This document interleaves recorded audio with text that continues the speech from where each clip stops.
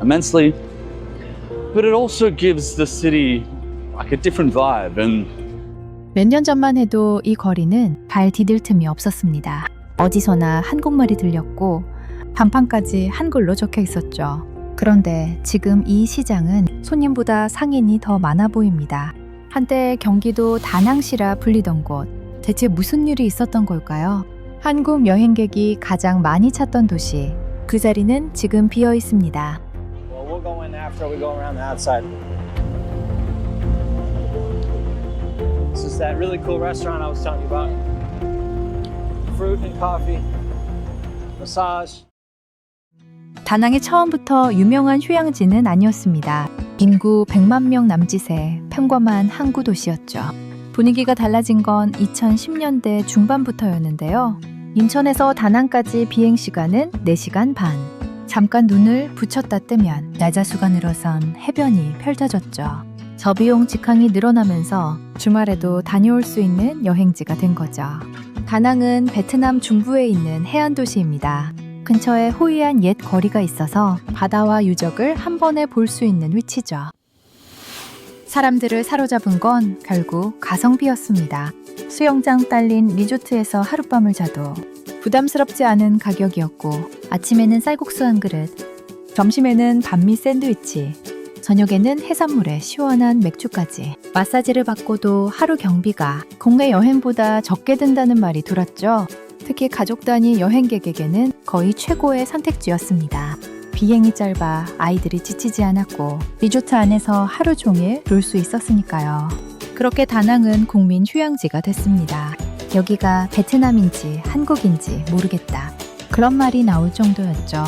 호텔 직원도 한국어로 인사를 건넸고 식당 메뉴판에는 한글이 먼저 적혀 있었죠. 공항에서 나오는 순간부터 여기는 익숙한 곳이라는 느낌을 줬습니다. 미케 해변은 외국 매체가 꼽은 명소로도 소개됐고 해안선을 따라 리조트가 줄지어 들어섰습니다. The horns, the traffic, tourists, lots of people. You do get up here, even to Lady Buddha, where we are right now, and it's pretty quiet. There's hundreds of tourists flooding the area, and it's nice to escape. But what you can't escape is the social. So my 3 years of exploring are going to help pay off for you, and I'm going to show you some gems where you don't have to break the bank to get super high quality. So on these wonderful little 그런데 몇 년이 지난 지금 분위기는 완전히 달라졌습니다. 여행 커뮤니티에는 후기가 바뀌기 시작했어요. 예전 같지 않다. 다시는 안 갈 것 같다. 차라리 다른 나라를 알아보겠다. 이런 글이 하나둘 늘어난 겁니다. 이유는 생각보다 단순해요. 이 도시를 선택하게 만든 무기가 하나씩 무너졌기 때문이죠. because of the crackdowns on certain things, they're all flocking here.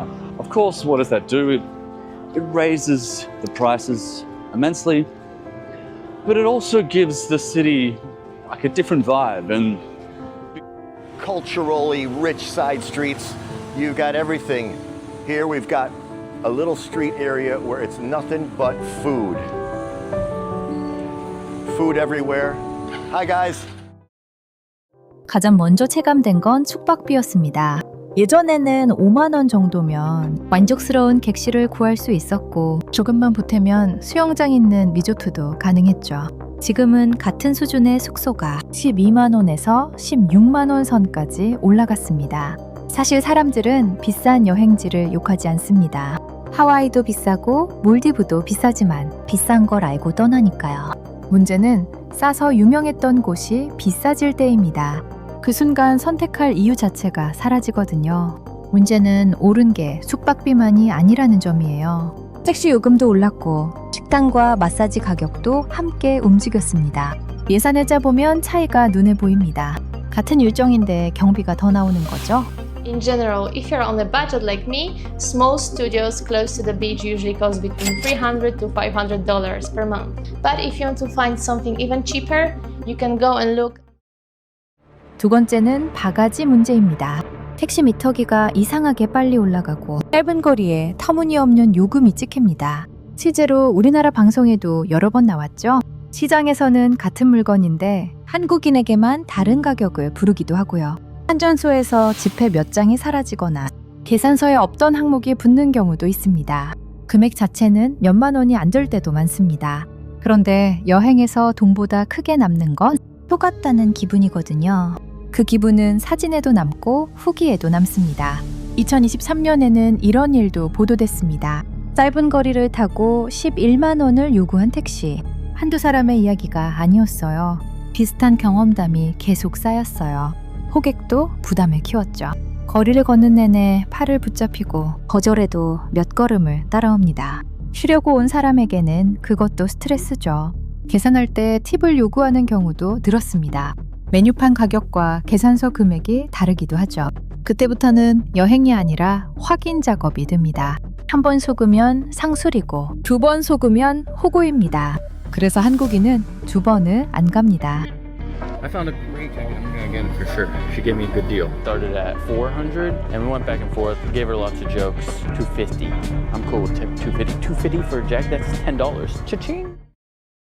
세 번째는 도시의 관리 상태입니다. 관광거리에서 조금만 벗어나면 정리되지 않은 골목이 그대로 드러납니다.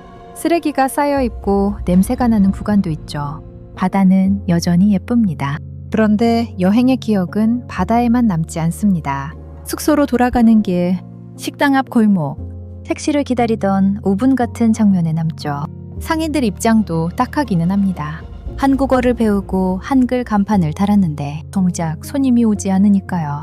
일부의 욕심이 만든 이미지를 거리 전체가 나눠지고 있는 셈이죠. 야시장에는 가격표가 없는 매대가 많습니다.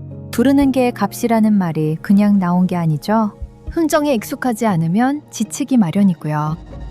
What's best price on this one? 400, 400. Breaks my heart. What about this one? all the same.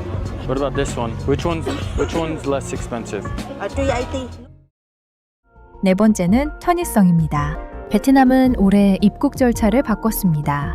종이 신고서 대신 온라인 사전 입국 신고를 받고 QR코드를 미리 발급받아 가야 하죠. 다낭 공항에도 순차적으로 적용됐습니다. 물론 어려운 절차는 아닙니다. 문제는 이게 가볍게 다녀오는 여행지였다는 점이에요. 짐 챙기듯 가볍게 떠나던 곳에 준비할 게 하나씩 늘어난 겁니다. 항공권 값도 예전만큼 저렴하지 않습니다. 성수기에는 다른 나라와 큰 차이가 없어졌죠. Du ser här, det är something small thing you put on the shoe, on the krok. 그러는 사이 선택지는 넓어졌죠. 엔저가 이어진 일본은 주말 여행지가 됐고 중국은 한국인 무비자 입국을 열었습니다. 베트남 안에서도 흐름이 갈렸어요. 다낭에 몰리던 사람들이 덜 알려진 소도시로 옮겨가고 있죠. 한국인이 베트남을 떠난 게 아닙니다. 다낭이라는 선택지만 지워진 거죠. 여행사들도 노선을 다시 짜고 있습니다. 다낭 상품은 줄고 다른 도시 상품이 앞자리로 올라왔죠. 한번 바뀐 흐름은 잘 돌아오지 않죠. 나트랑과 푸꾸옥이 대안이 됐고 달랏 같은 내륙 도시도 이름을 올렸습니다. 돈이 없어서 안 가는 게 아닙니다. 그 돈이면 다른 데를 갑니다. Aang was a really fire spot. When I first went there, I loved it. But when I lived there, I was out there for 7 months. I quickly realized that it wasn't the place for me long.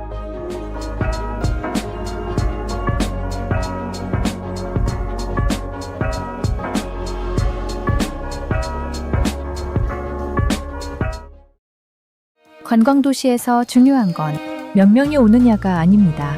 몇 명이 다시 오느냐입니다. 첫 방문은 광고로도 만들 수 있어요. 두 번째부터는 오직 경험이 결정하죠. 다녀온 사람들이 이렇게 말하기 시작하면 두 번 갈 일은 없을 것 같다. 그 도시에 이보다 무서운 신호는 없습니다. 거리는 조용해도 통계는 아직 웃고 있죠. 전체 관광객 수는 유지되고 있으니까요. 그래서 더 위험한 겁니다. 지표가 무너질 때는 이미 늦거든요.